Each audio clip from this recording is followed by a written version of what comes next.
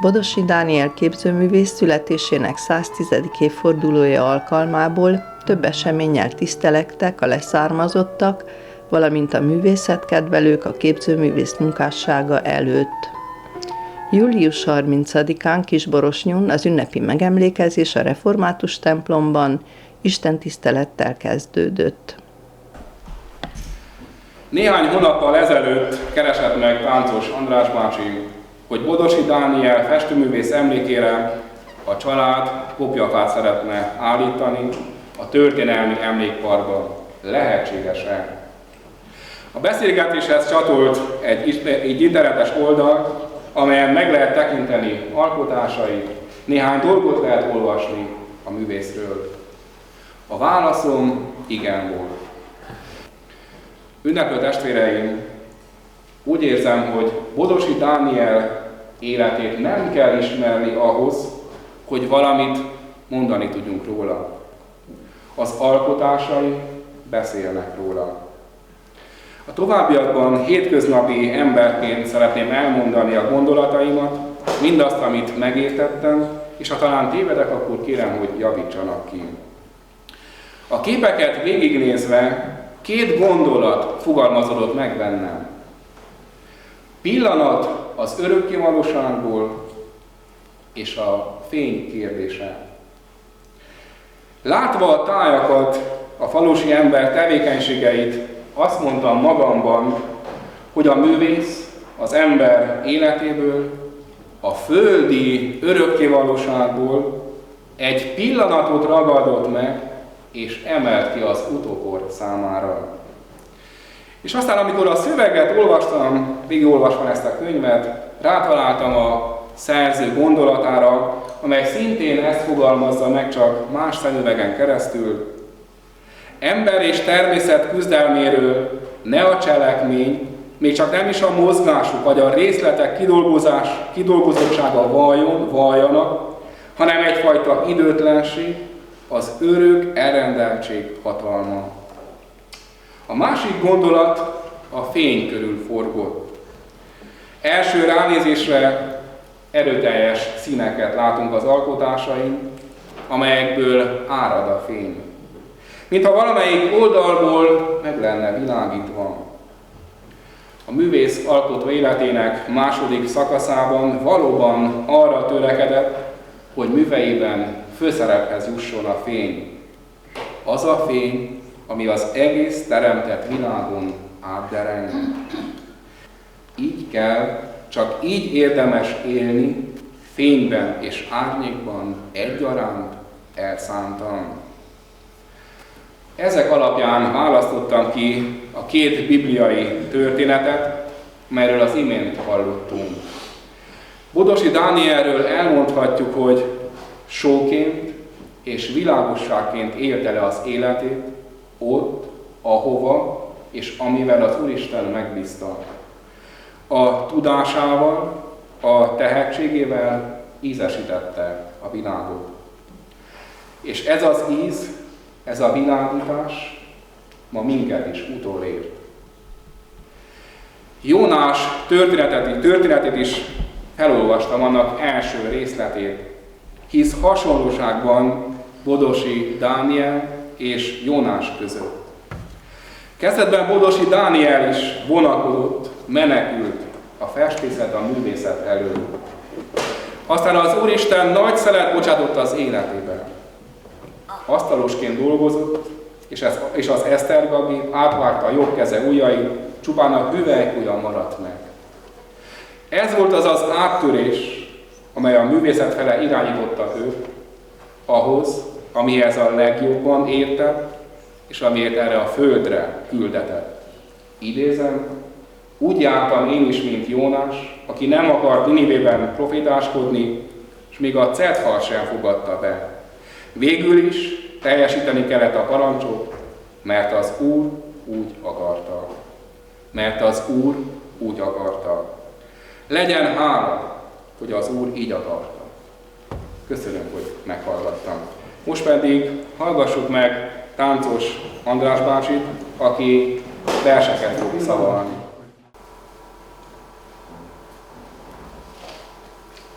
Farkas Árpád, mikor az öreg emberek mosakodnak. Mikor az öreg emberek mosakodnak, százados esők csorognak alá fonnyat tenyérpárnáikról, csillognak az arc vízmosásos árkaiban. Úgy mostanak az öreg emberek szétterpesztett lábbal, keresztelő Jánosok méltóságával a cinezett mosdótár felé hajolva úgy mostanak, mintha utoljára mosakodnának. Törülközőt sem törtek már derekukra, spriccolhatja a víz a nadrágot, nem számít. A kimért és alapos, szappanozó, dörzsölő mozdulat megmunkál minden bőrfelületet, pórusokat taklat. Ráérős, meregető és nyújtózkodó mozdulatokkal mosdanak az öreg emberek. Apró szusszanásaitól porzik a víz, s visszahulló függönye mögül fölsejlenek 3/4 százados hajoló mozdulataik. Bodot emeltek a földről. Forrásból itták a vizet tenyérrel merve, az Írtisz vagy a Tisza partján hajoltak így a patak fölé, bokornak támaszva a bajonítos puskát, mikor bugdácsolva, ügető hajolgatással kergettek ellenséget, vagy épp előle futottak, fölperzselve a földet, szagolva, törölve magukról a vért. Úgy mosdanak az öreg emberek, mintha 3/4 század szennyét kellene magukról lemosniuk, mint akik mindig tisztán szerettek volna élni friss, törülközés utáni hangulatban. Más csak vasárnap reggel mosakodnak így az öregek. Már csak a temetések előtt, mikor utolsó útjukra kell kísérniük a vissza nem térő társakat. Úgy mosakodnak bizony az öreg emberek, mintha utoljára mosakodnának, mintha szentelen ragyogással szeretnének bekerülni a tiszta húzátermő anyaföldbe, melyet szétporhadó testük lassan megillet. Mikor az öreg emberek mosakodnak, hatalmas tisztaságszóra hajlik a zöld vízek fölé a 20. század. Most pedig Darvas Anna Mária, Bodosi Dániel munkásának bemutatására került sor. Festőművész lánya vagyok, és megpróbálok valamilyen kis ízelítőt adni a betekintés az ő művészetében. Lehetősége 1940-ben a bécsi döntéskor adódik, hogy tovább tanulhasson. Akkor ugye tudjuk, hogy Erdély Magyarországhoz csatolódik, fölmegy Pestre, és sikeresen felvételizett a Magyar Királyi Képzőművészeti Főiskolára. Rudnai Gyula festőművész lesz a mestere, és ott tanul 3 évig. Na de hát ez ugye már 44-et írtunk, akkor a háború véget, bezárják az iskolákat, hazajön, és az újabb határmódosulások véget már nem tudott visszamenni, tehát otthon marad, dolgozik festőként is, illetve hát a fogságból hazakerült kisebbik testvérével neki fognak a gazdaságot helyreállítani, az édesapjuk már idős és gazdálkodtak. Hát ő élete végéig nem vállal állami alkalmazást, szabad foglalkozású művészként dolgozik. Eléggé elvonultan ebben a kis műtermi magányában alakította ki az ő egyéni stílusát, művészi látásmódját. Na most, hogy milyen ez a stílus, hát valamelyest próbálta érzékeltetni önöknek a tiszteletes úr is. Most egy pár festményeinek egy pár fotói révén nézzük egy picit meg, hogy milyen is lehet ez. Hát ez a Mesemondó című alkotása, ezt azért választottuk be a mai bemutatásra, mert hogy Mészöly József költő a Bodossy Dániel Festmények előtt merengve egy verset ír, és annak a verses kötetnek, amelyikben megjelenik ez a vers, a borítóján van ez a festmény, fotója persze, és ma Táncos András elő is fogja ezt nekünk adni. Édesapámnak az alkotásainak egy jó része arról szól, amit ő gyerekkorából hordozott magával. Tehát ez a rusztikus világ, a körülöttünk lévő tájnak a megjelenítése, ugye ez a gyönyörű háromszéki vidék, ahol önök is laknak, meg hát a mi vidékünk is, és az itt élő embereknek a mindennapjait, akkor ugye az ő világában még a mezőgazdaság és az állattenyésztés volt a megélhetés biztosító ugye lehetőség, és így a képei, címei sok esetben a pásztorok, a kapások, ebéd a mezőn, vagy fuvarosok, pihenők a mezőn. Na most hát ez a kettő is, az első ugye a pihenő nyáj, itt is egy nagyon szép lírai alkotás, itt a delelőn vannak ugye a juhász, a juhaival, mikor azok az állatok jól érzik magát, el szokták mondani vidéken, akkor a pásztor és a felvigyázó gazda is jól érzi magát. Hát igen, ott a juhászt úgy látjuk, hogy ott vígan furujázik a nagy fának az árnyékában. Míg a másik festmény, ugye az itatás, hát ez is már nagyon a múlté. Ilyen jelenséget már ritkábban látunk, amikor, ugye hát, ugye, ahogy említettem, ugye, hogy az állattenyésztés is, ez is egy fontos dolog volt, és a nagy családok voltak, hisz az édesapám még életében is ugye 7 a család, plusz még volt a nagymama egy jó darabig, ugye 10 éltek, tehát minden családban volt legalább 4-5 tehén, ugye, ha nem több. És akkor ezek, ugye nagy volt a csorda, ami ma már nem nagyon van, nem nagyon létezik. És akkor ez egy nagyon szépen látszik ott, hogy amikor viszik le az itatásra, a patakra a teheneket, akkor az egész tehén sereg beborítja azt a hegyoldalt. Ugye az ők úgy vonulnak le az egész hegyoldal, mint hogyha csak a tehenekből állnak. De nagyon színesek, szép színeket használ, és beragyogja a képeit a fény. Nagyon jellegzetes az ő alkotásaira, ahogy a fehér fénynyalábot ilyen színspektrummá bontja. Szinte minden színt megtalálunk rajta. És ő maga is a vallomásaiban, az önéletrajzi vallomásaiban megjegyezte, hogy egész életében a fény problémái kötötték le a fénynek a művészetében való megjelenítése. És ez valóban végig kísérhető az alkotásaink. Itt most annyit még szeretnék önöknek mondani, ne csak az én szavaimmal értékeljem az édesapám dolgait, hogy valóban összefoglalásképpen itt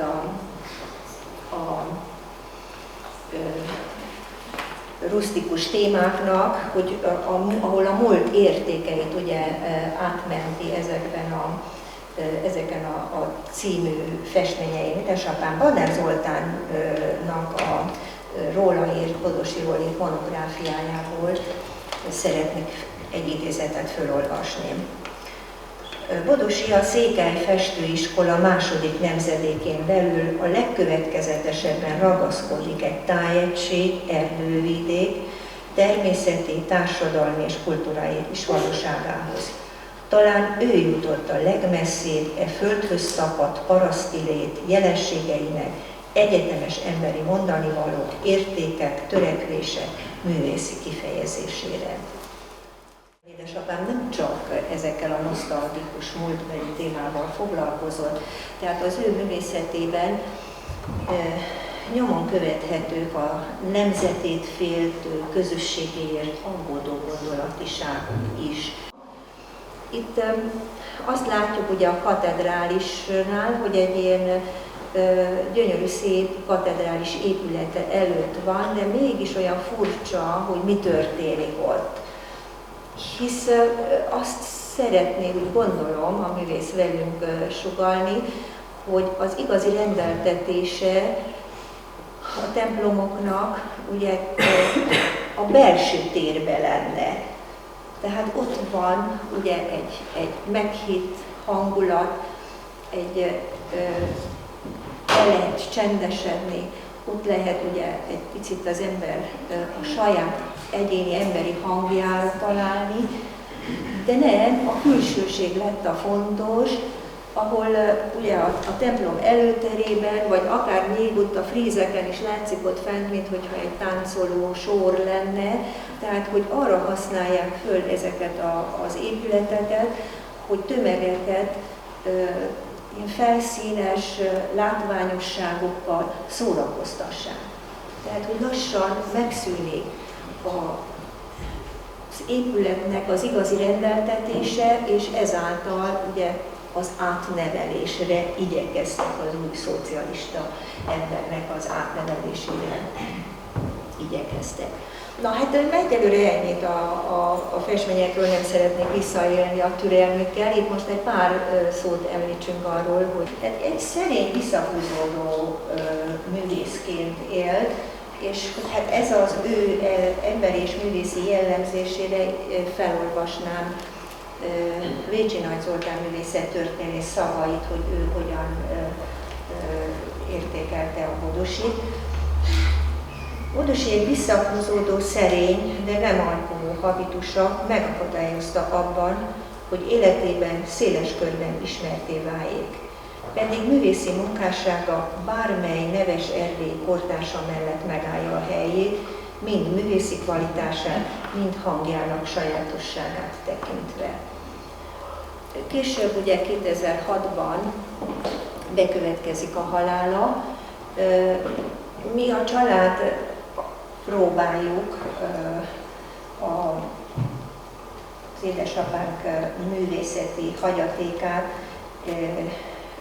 megfelelően kezelni, gondoljuk, és valamilyen szinten fenntartani továbbra is az emlékét művészként.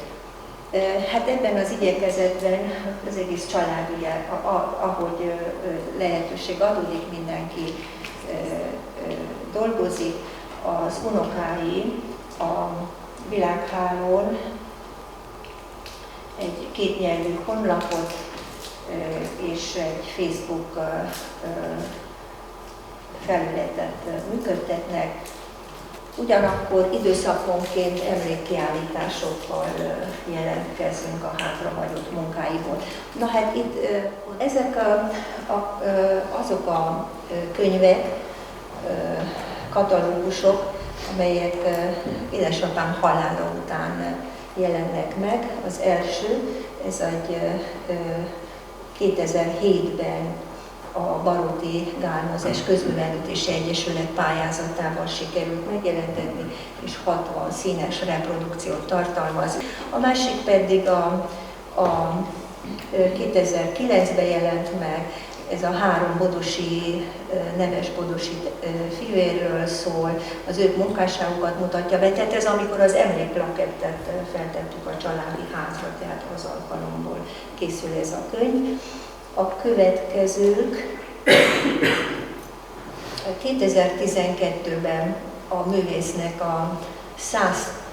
évfordulójára Banner Zoltán művészettörténész megírja az első monográfiát Bodosi munkásságáról, és ez ennek a könyvnek a borítóját láthatjuk. Vagy ugyancsak 2015-ben az Erdélyi Művészeti Központnak is egy 3 nyelvű, 40 színes reprodukciót tartalmazó katalógust adta ki, és a katalógust magát, a szövegét is Vécsi Zoltán művészettörténész írta.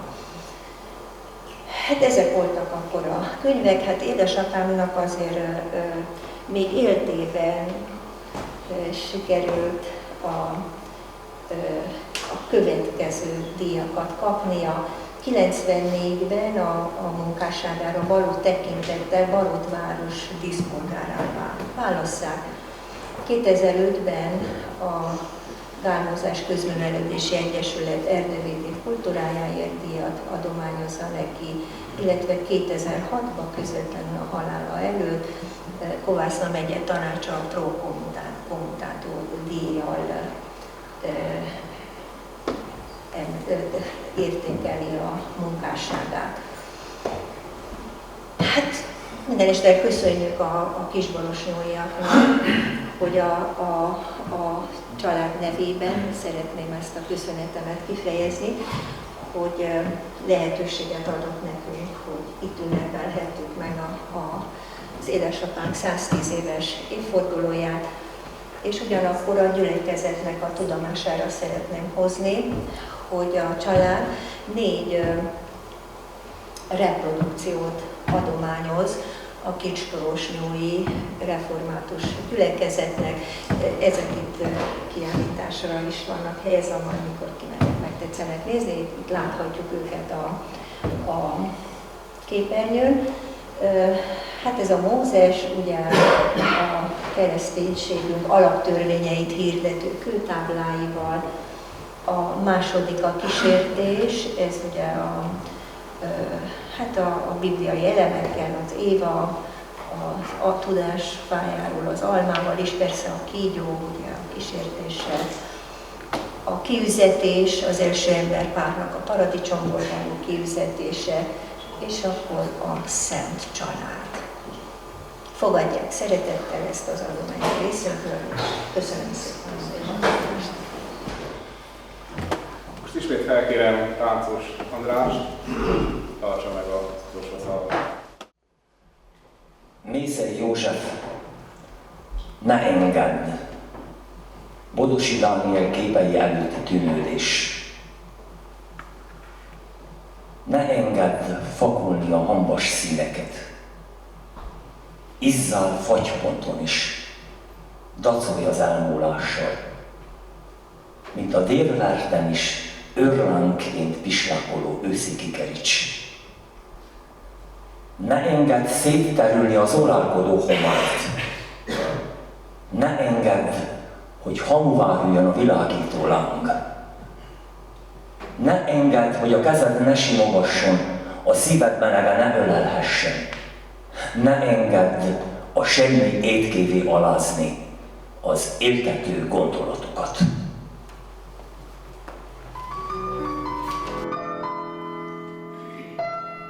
Kisborosnyón egyedi történelmi emlékhelyet látogathatunk meg. Az emlékparkot alapító néhai Damó Gyula kisborosnyói igazgató tanító fáradhatatlan kitartással gyűjtötte össze a nemzet hőseinek, történelmünk nagyjainak emlékeit. Ezen a helyen, mint nyitott történelemkönyvben felsorakoznak Székelyföld legnevesebb tudósai, művészei, papjai, tanárai és gyógyítói. Az emlékparkba külön kopjafát kaptak az erdélyi fejedelmek, és ugyancsak kopjafák hirdetik a túlélt nemzeti tragédiákat, valamint a dicső éveket. A parkban háromszéki olimpikonoknak is emléket állítottak, köztük Bodosi Dániel testvérének, Bodosi Mihály egyetemi docens, osztályvezető, főorvos, atléta olimpikonnak, aki főiskolai világbajnok magasugró volt, valamint Baróti Lajos magyar labdarúgónak, edzőnek, a magyar labdarúgó válogatott volt szövetségi kapitányának.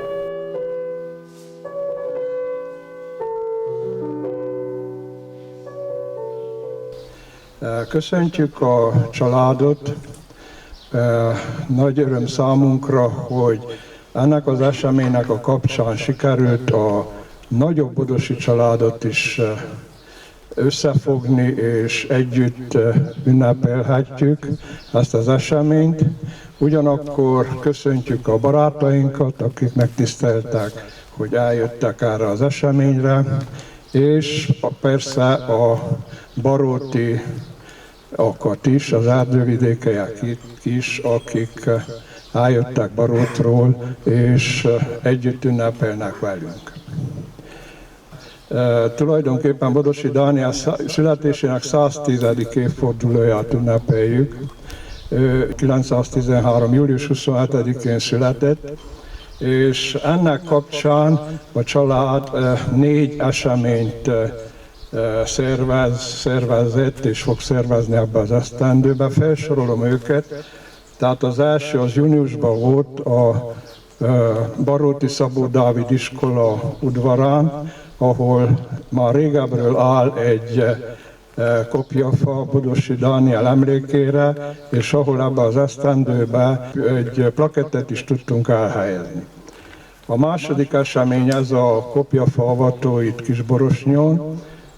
A harmadik esemény, ami tulajdonképpen egy hosszabb lejáratú, az a Gyergyó-Szárhegyi kastélyban egy kiállítás, amelyik még mindig látogatható, áprilisban nyitottuk meg, és még mindig augusztus végéig látogatható. Itt azok a képek vannak kiállítva, amit a tavaly Budapesten is a Szakrális Művészetek Fesztiválján kiállítottunk. A negyedik pedig Kolozsváron lesz szeptemberben, a Bánffy palotában. Ez egy nagyszabású életmű kiállítás lesz, ami szeptember folyamán lesz, egész szeptemberben lesz nyitva. Szerintünk egy nagyon fontos dolog az, hogy ezt a vidéki parkot is bekapcsoljuk a kulturális életbe. A másik szempont az, hogy igyekszünk vidéken megjelentetni apámnak a munkásságát, a képeit, már hiszen ő is vidéken élt, és azt bizonyította a munkásságával, hogy vidéken is lehet nagyszerű munkásságot kialakítani, nagyszerű művészeti munkákat létrehozni.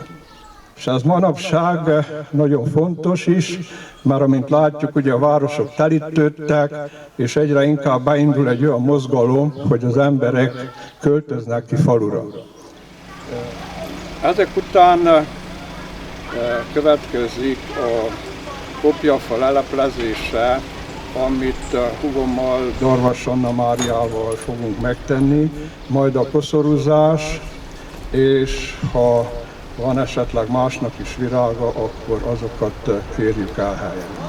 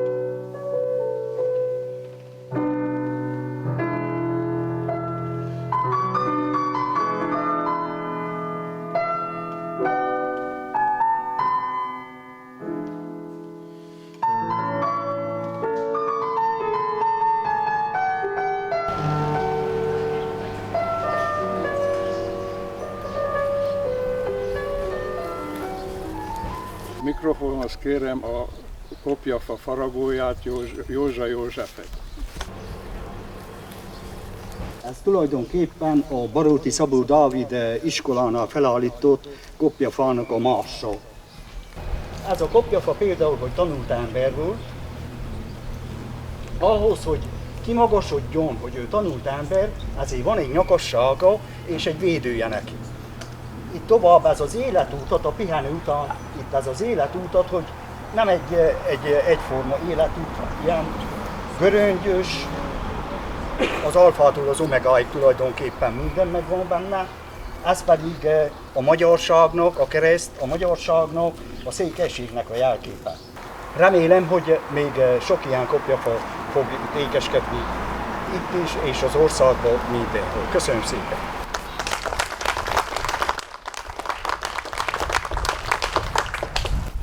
Köszönjük Józsa Józsefnek a kopjafát is, és a megtisztelő bemutatót is. Ezek után felkérem Székely Róbert parókus lelkipásztort, hogy áldja meg a kopjafát. Az Atya, a Fiú, Szentlélek, teljes szent háromság, egy örök igaz Isten, tartsa meg és őrizze meg ezt a kopjafát. Áldja meg és cselekedje meg, hogy emlékezésünkből erő, bátorság, hit, remény fakadjon. Az Atya, Fiú, Szentlélek, teljes szent háromság, egy örök igaz Istene, áldja meg Kisborosó templomos népét, otthonában, munkájában, könyvhulatásában, reménységében, nemzedékről nemzedékre. Amen. Kovács Sára és Saus Mártina népdalokat fognak énekelni. Kovács Sára apám testvérének a dédunokája. Így ő is a Bodosi család sarja. Bujdosika, kicsi madár, egyik ágról a másról száll. Hát ez olyan árva, mint én, hogy ne bújdosodna szegény. Bújdosika, kicsi madár, minden erdő szílen leszáll.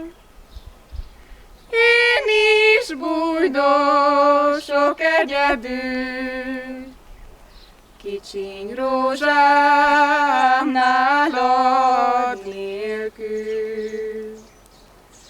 Bánat, bánat, de megettél engem jobban mindeneknél. Bánat olyan, mint a jó szél, merre járok mindenütt él. Bánat olyan, mint a jó szél, merre járok mindenütt él. Este van, haza kéne menni, szeretetlen párommal, hogy kell lefeküdni. Adta volna Isten, hogy ne láttalak volna, sem híret, sem nevet ne hallottam volna. Szerethettél volna rózsám, ha szép nem volt a mest, mert én szerettelek, ha semmit se volt es. Lefekhettél volna vélem egy ágyba es, mert én lefeküdnék véled a földre es. Azért vagyok lenvirág, hogy szeressen a világ. Azért vagyok len firkó, hogy szeressen a fickó. Túl a vizen a márom, ott lakik az angyalom. Terpe az én angyalom, könnyen megcsókolhatom. Vékony deszka kerítés, jaj, de csinos teremtés. Se nem kicsi, se nem nagy, éppen hozzám való vagy. Se nem kicsi, se nem nagy, éppen hozzám való vagy.